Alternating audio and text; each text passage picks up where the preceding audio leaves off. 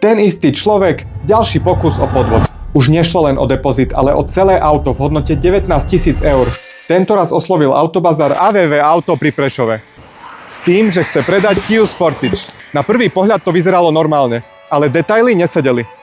Viac ti prezradí majiteľ Autobazáru.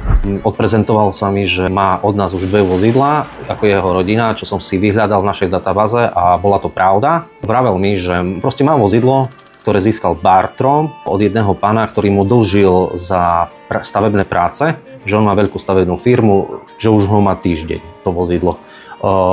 Splnomocnenie bolo staré 2 dní. Bolo overované v Bratislave. Najprv nám núkal vozidlo za 25 000 eur, ale potom odsúhlasil nám cenu aj 19 000 eur. My sme o prvé vozidlo ani nemali záujem. Sme si začali dôkladnejšie to vozidlo preverovať, aj toho pána, lebo veľa nesedelo nám tam v súvislosti, zavádzal nás a klamal ho.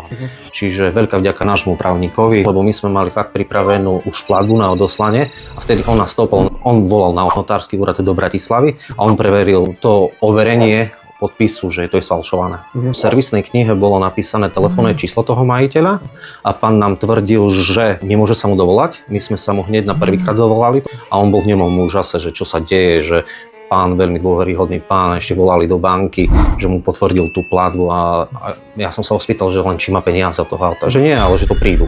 No a neprišli. Sme ho pekne vykázali z bazáru preč, on odišiel, ale ešte mal tú drzosť ozvať sa našemu technikovi, či sme si to nerozmysleli. A potom ešte večer mi napísal SMS-ku, že či by sme boli ochotní mu dať 17 500, ale to som už mal informáciu od reálneho majiteľa, že už vozidlo má doma. Vďaka včasnému prevereniu sa podarilo predísť podvodu.